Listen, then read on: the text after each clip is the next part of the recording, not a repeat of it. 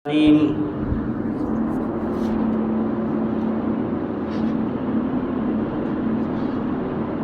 پیاس کہتی ہے کہ ریت نچوڑی جائے،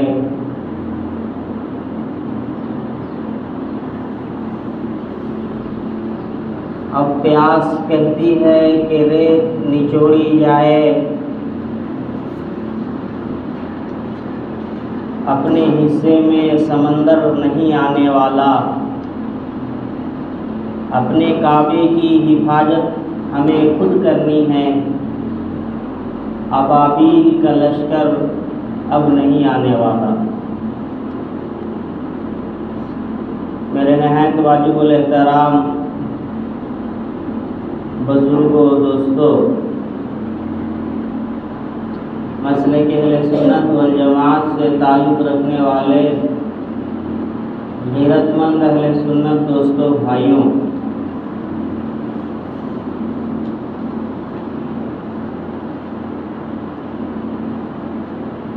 اس ملک ہندوستان میں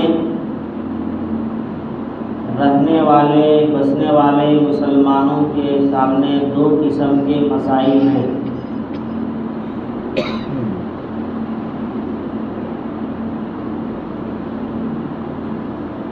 دو طرح کے حالات ہیں۔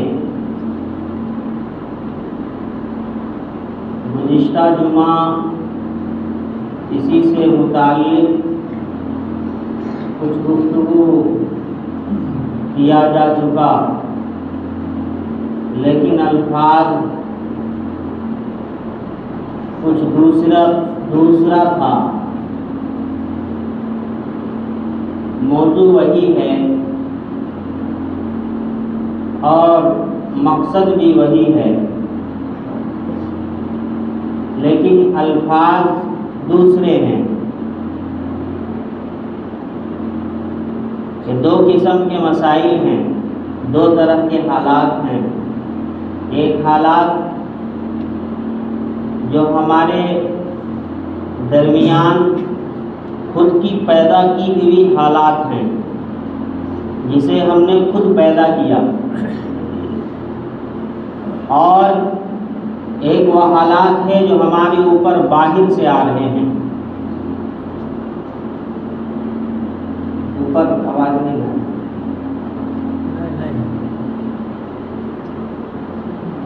ایک وہ حالات ہیں جو باہر سے آ رہے ہیں، اور ایک وہ حالات ہیں جنہیں ہم خود پیدا کیے۔ اس ملک ہندوستان میں جو ماحول اور جو حالات ہے، جسے ہم دیکھ رہے ہیں، سن رہے ہیں، پڑھ رہے ہیں، اسے پتہ چلتا ہے کہ ایک جانور کا اہمیت اور وقار اس ملک کے اندر ہے، لیکن ایک مسلمان کی خون کی قدر و قیمت اس ملک کے اندر نہیں ہے۔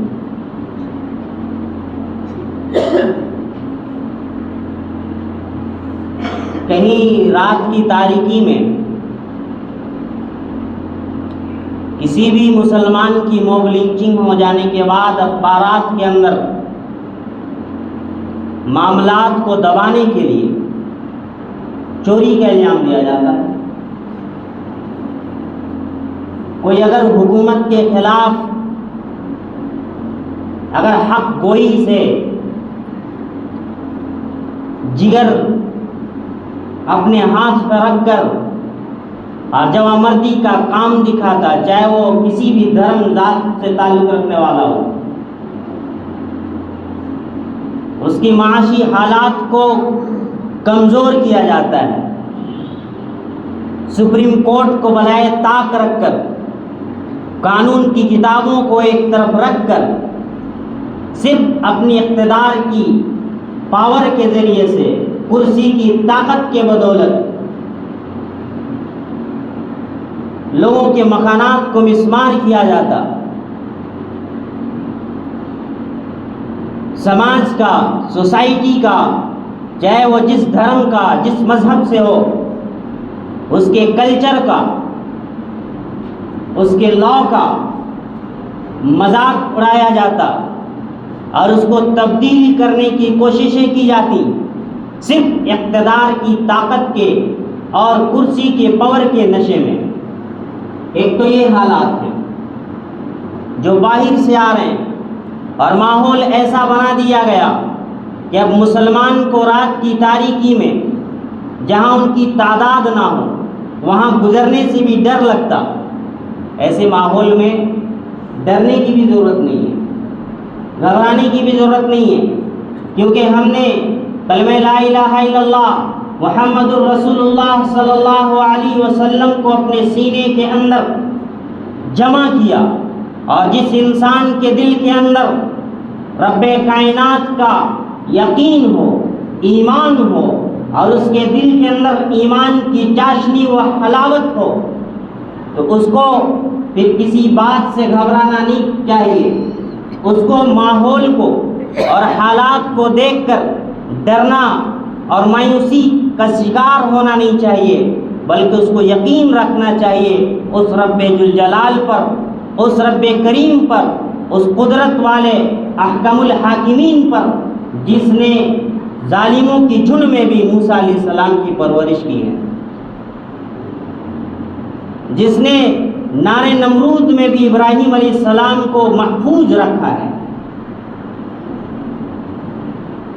دنیا میں آئے بڑے بڑے تیسمار خاں آئے، بڑے بڑے بادشاہ آئے، اور بڑے بڑے سپاہ سالار آئے اسلام کو مٹانے کے لیے، نظام کو مٹانے کے لیے، سسٹم کو مٹانے کے لیے، لیکن کچھ نہیں ہو سکا۔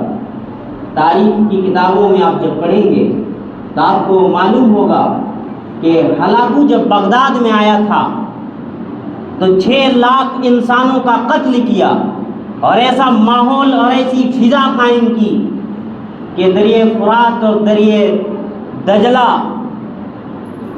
کا پانی سرخ ہو چکا تھا۔ ایسا محسوس ہوتا تھا، مورخین لکھتے ہیں کہ اب اسلام کا نظام اپنے کمر پر کھڑا نہیں ہو سکتا ہے، اسلام کے نام لینے والے اب دنیا میں پنپ نہیں سکتے ہیں۔ 6 لاکھ لوگوں کا اس زمانے کے اندر ہلاکو بغداد کے اندر قتل کرتا ہے۔ مورخ لکھتے ہیں کہ کمر کے حالت میں سیدھا اسلام اب کھڑا نہیں ہو سکتا، لیکن وہ رب کائنات ہے جس نے اپنے کعبے کی حفاظت ابابیل کے پرندوں کے ذریعے کی ہے، جس نے اپنے نبی کی حفاظت، اپنے دین کی حفاظت، اپنے نبی کی صحابی کی حفاظت مکڑی کے جالے کے ذریعے سے کی ہے۔ انہوں نے اس ہلاکو کے پوتے کو جو ایک وقت میں بادشاہ بنا، اللہ نے اسے ہدایت دی، مطلب وہ گزر رہا ہے، راستے میں کسی صوفی بزرگ سے اس کی ملاقات ہوئی، بلایا اور کہا آ جاؤ ادھر کو، آیا، اور یہ جو میرا کتا ہے اور تم ہو، بتاؤ تم میں اور اس میں کس میں زیادہ بہتر ہے؟ انہوں نے ایک تاریخی جملہ کہا، اس جملے کو ایمان والے کو یاد رکھنی چاہیے اور اس پہ غور کرنی چاہیے۔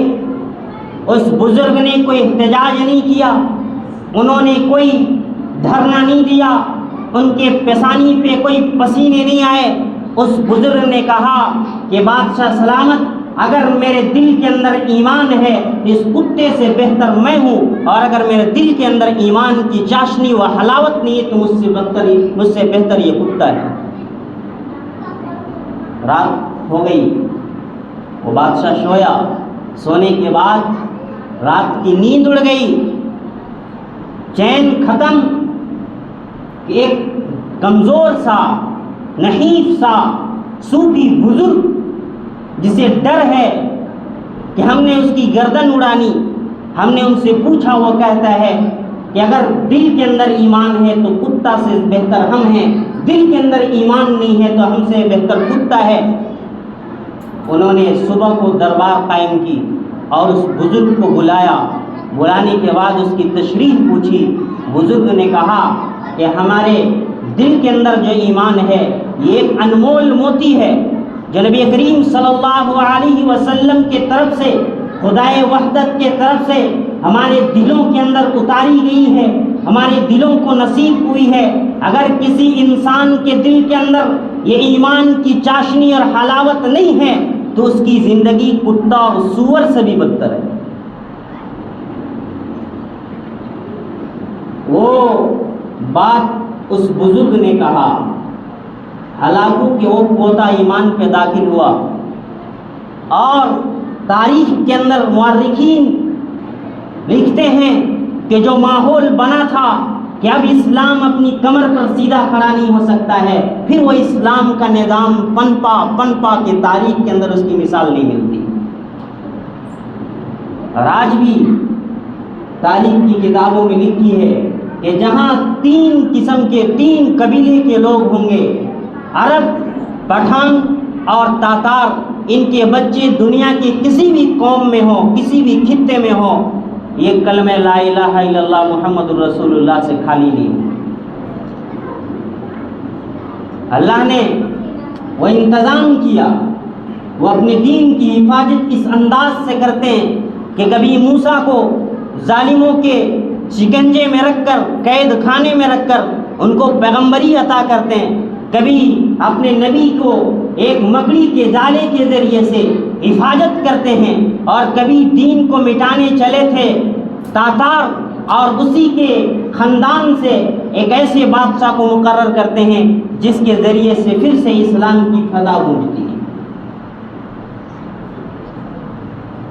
اس تاریخ سے ایسے تاریخ بھرے پڑے ہیں تاریخ کی کتابوں کے اندر، اس لیے ان چھوٹے موٹے سیاسی پنڈتوں کے بہکاوے سے اور بھڑکاوے سے ہمیں مایوس نہیں ہونا چاہیے، کیونکہ ہمارے دلوں کے اندر اللہ کا ایمان ہے، محمد الرسول اللہ کا ایمان ہے، کلمہ طیبہ کا ایمان ہے۔ ایسے حوادثات آتے رہیں گے، جاتے رہیں گے، ہمیں جو اپنی کام کرنا ہے ڈٹ کر کرنا ہے۔ اذانیں بھی ہوں گی، قیامت تک ہوں گی، قرآن بھی پڑھا جائے گا، مسجدیں بھی باقی رہیں گی، مدرسے بھی باقی رہیں گے، قبرستان بھی محفوظ رہیں گے، ہر چیز نظام کے ساتھ چلے گا انشاءاللہ العزیز۔ دوسری قسم کے جو حالات ہیں وہ ہمارے خود کے پیدا کیے ہوئے حالات ہیں، ہمیں اس پہ غور کرنی چاہیے۔ آج اگر مسلمانوں کے اوپر کچھ پریشانیاں آ جاتی تو وہ دوست کسے دیتے؟ جو عقل سے پیدل، پورے کے پورے عقل سے پیدل، وہ دوست اللہ تبارک و تعالیٰ کو دیتے ہیں، ہم پر رحم نہیں ہوتا۔ اور جو تھوڑے اس سے پیدل، تھوڑے کم درجے کے، وہ اپنے بزرگوں کو دیتے، اپنے آبا و اجداد کو دیتے کہ انہوں نے ہمارے لیے راستہ ہموار نہیں کیے۔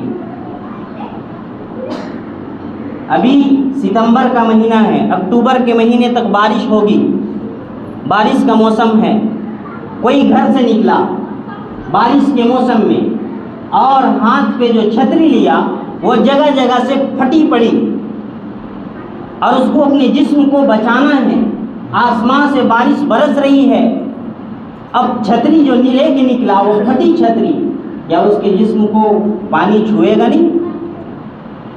اپنے جسم کی حفاظت کرنے کے لیے اس کو چھتری لے کر نکلنا ہے تو اچھا چھتری لے کر نکلنا پڑے گا، صحیح سالم چھتری لے کر نکلنا پڑے گا۔ اگر اس دنیا کے اندر، اس ملک کے اندر، اس نظام کے اندر، اس سسٹم کے اندر عزت کے ساتھ، رفعت کے ساتھ، بلندی کے ساتھ زندگی جینا ہے تو جو نظام ہے، جو سسٹم ہے، اس سسٹم کے تحت زندگی گزارنا پڑے گا۔ آج مسلمان کچھ حالات تو اپنے سے پیدا کیے، جھوٹ کے ذریعے سے، دیانتداری کے ذریعے سے، بے ایمانی کے ذریعے سے، اور عورتوں کی عزتوں پہ ڈاکہ ڈالنے کی وجہ سے بہت ساری ایسی بیماریاں ہیں۔ میں نے پچھلے جمعہ ایک بات جو کہا، میاں سمان یوجنا، بہت سارے لوگ اس کے مطلب نہیں سمجھے کہ میں کہنا کیا چاہ رہا ہوں۔ بہت سارے نے سمجھا کہ صرف مولوی صاحب کہہ رہے ہیں کہ صرف مسلمان ہی اس یوجنا کا لابھ اٹھا رہے ہیں۔ اور لوگ لاؤ نہیں اٹھا رہے. میرا مقصد وہ نہیں تھا، میرا کہنے کا مطلب وہ نہیں تھا. میرا کہنے کا مطلب یہ تھا کہ جو میاں سامان یوجنا کے تحت جو 1000 روپے جو آئے سب کے لیے آئے، سب نے فارم بھرا، سب کو ملے، لیکن لائن پہ جو دیکھا گیا نکالنے کے لیے، نکاسی کرنے کے لیے تعداد مسلمان عورتوں کی زیادہ ہے. کیوں ہے؟ میں یہ نہیں کہا کہ صرف مسلمان گئے، سب نے بھرا، سب کو ملا، لیکن نکاسی میں تعداد مسلمانوں کی زیادہ ہے. کیوں ہے؟ کہ اس کے پاس 1000 روپے نہیں ہے، آپ کے گھر میں 1000 روپے نہیں ہے، حقیقت میں نہیں ہے، کھانے کے لالے پڑے ہیں، نہیں ہے. یہ حالات ہیں مسلمانوں کے. دوسری طرف دیکھیں آپ، شادی ہو، ابھی کیا ہو، شادی میں لڑکا لڑکی کے یہاں بارات جاتا، کتنی گاڑیاں کر کے جاتا، اس کی حیثیت ہے موٹر سائیکل میں چلنے کی، اسپلینڈر پر چلنے کی. مہینہ میں فل ٹینک کرا لیا تو ٹھیک، ورنہ وہ بھی نہیں. کہیں جانا آنا ہو تو قرضے لے کے تیل بھروا کے آتا جاتا. لیکن وہ بڑکپن میں بڑائی جتانے کے لیے، اپنا دھوس جمانے کے لیے وہ 5 6 7 8 10 پہ ہی نہیں 15 بولیرو اور اسکارپیو بک کرتا ہے. اس کا پیسہ وہ کہاں سے لیتا؟ یا تو وہ سسرال والوں سے لیتا، یا تو وہ لون لیتا ہے. ادھر 1000 روپے نہیں ہے گھر میں، آیا نہیں، اور عورتیں لائن پہ لگ گئیں. اور ادھر حالات یہ ہیں کہ لڑکی کو لانے کے لیے جانا ہے، پیسے نہیں ہیں، زندگی ویسے گزر رہی ہے، پھانکوں کے ذریعے سے قرض مانگ کر زندگی گزر رہی ہے، در در کی ٹھوکر کھا کر زندگی گزر رہی ہے. اور حالات اوپر سے ہم نے یہ پیدا کر لیا کہ لون لے کر 15 بولیرو لے کر ہمیں لڑکی کو لینے کے لیے جانا ہے.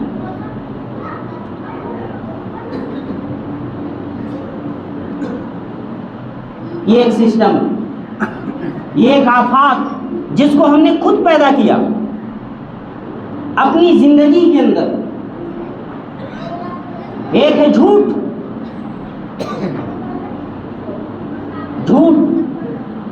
ہر معاملات کے اندر جھوٹ. کاروباری ہے تو جھوٹ، پڑھانے والا ہے تو جھوٹ، پڑھنے والا ہے تو جھوٹ، شوہر ہے تو جھوٹ، بیوی ہے تو جھوٹ. جبکہ اللہ کے رسول صلی اللہ علیہ وسلم سے پوچھا گیا، یا رسول اللہ صلی اللہ علیہ وسلم، اے اللہ کے رسول صلی اللہ علیہ وسلم، کیا مسلمان بخیل ہو سکتا ہے؟ ہاں ہو سکتا ہے. کنجوس ہو سکتا ہے؟ ہو سکتا ہے. چوری کر سکتا ہے؟ کر سکتا ہے. زنا کر سکتا ہے؟ کر سکتا ہے. جھوٹا ہو سکتا ہے؟ نہیں، جھوٹ نہیں بول سکتا ہے.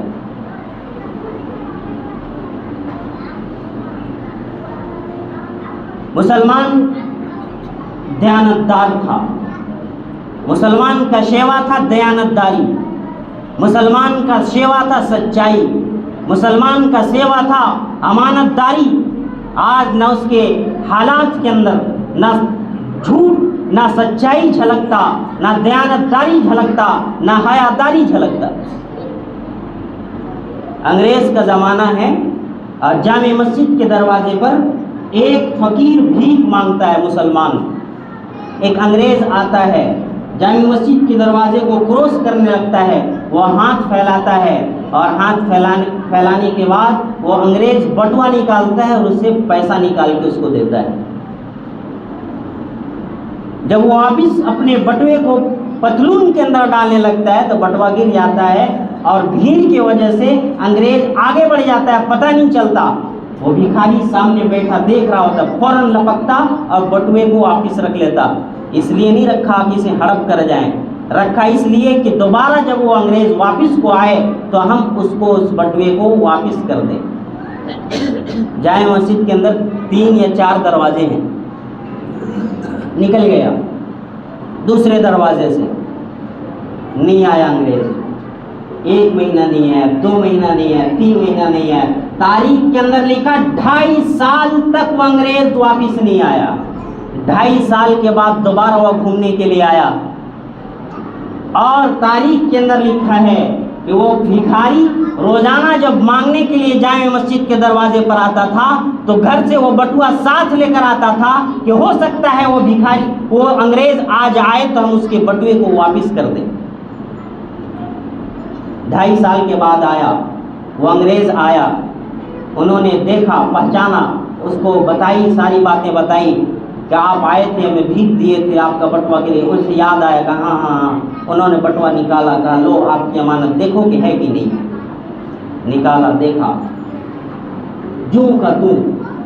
2.5 سال کے بعد حیرت ہوئی، پوچھا تمہیں کس چیز نے روکا؟ کس چیز نے روکا؟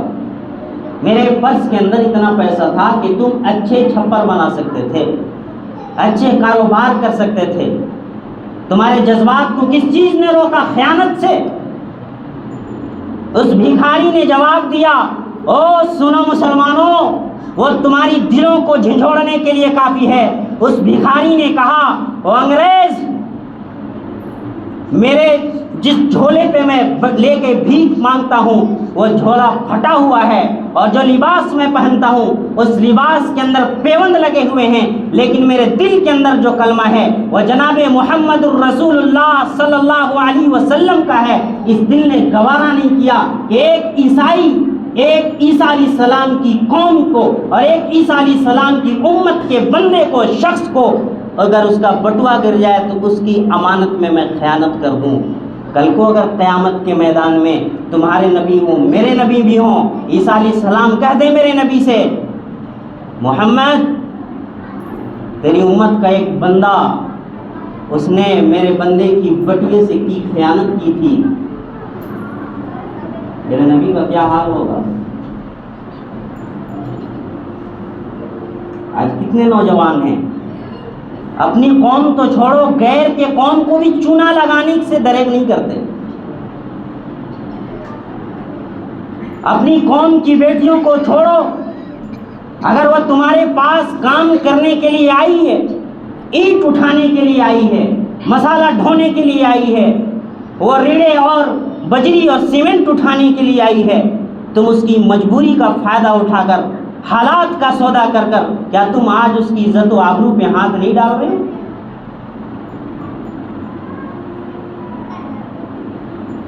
کیا تم اس کے حقوق کو پامال نہیں کر رہے ہو؟ کہ آج تم اس کے تنخواہ سے، اس کے روزگار سے، اس کے پیسے سے، اس کی بوٹی سے تم کٹوتی نہیں کر رہے ہو؟ کل کو اگر وہ یہودیہ ہو یا وہ آدیواسی ہو، چاہے وہ ہندو ہو، چاہے وہ کرسچن ہو، کسی بھی دھرم سے ہو، اگر وہ کل کو قیامت کے دن تمہارے نبی کے سامنے کھڑے ہو کر کہہ دے کہ تمہارا جو امتی تھا ہمارے ساتھ یہ سلوک کیا ہے، اس وقت تمہارے نبی کا عالم کیا ہوگا، تمہارا کیا ہوگا؟ تمہیں اللہ نے دولت دیے، شہرت دیے، پیسہ دیے، کھانے کو دیے، کپڑے دیے، تمہارا ایمان کیا ایک فقیر کے ایمان سے بھی کمتر ہو گیا؟ کہ ایک فقیر جو جامع مسجد کے دروازے پر بیٹھ کے بھیک مانگتا، اس کے جسم پہ جو کپڑے ہیں وہ پیوند لگے ہوئے ہیں، اللہ نے تمہیں اچھے کھانے کو دیا، اچھے پہننے کو دیا، اچھے کر دیے، اچھے کاروبار دیے، اور تمہارا ایمان کیا اس فقیر کے ایمان سے بھی کمزور ہے؟ یہ وہ حالات ہیں جو ہم خود پیدا کرتے ہیں۔ اب میں کہوں جو پہلے حالات جو میں نے کہا، ایک حالات وہ ہے جو باہر سے مسلمانوں کے اوپر آ رہے ہیں کہ گورنمنٹ پاور کے دم پر، کرسی کے دم پر، اقتدار کی پاور پہ اور نشے میں آ کر مسلمانوں پہ یہ ظلم کر رہا، کبھی مسجدوں کو شہید، کبھی وقف بورڈ کا مسئلہ، کبھی طلاق کا مسئلہ، کبھی شریعت کا مسئلہ، کبھی نہ جانے مدرسوں کی پابندی، یہ سارے، کبھی موب لنچنگ، اس طرح کے جو معاملات آ رہے ہیں، اور دوسرا معاملہ ادھر مسلمان پیدا کر رہے ہیں اور پھر دعائیں مانگتے ہیں اللہ سن لے، نہیں سنے گا۔ ایک بزرگ نے کہا کہ دعا مقبول ہونے کے لیے نماز کی قبولیت کے لیے شرائط ہے بدن کا پاک ہونا، کپڑے کا پاک ہونا، جگہ کا پاک ہونا۔ دعا کی قبولیت کے لیے شرائط یہ ہے کہ جسم کے اندر جو خون ہو وہ پاک ہو،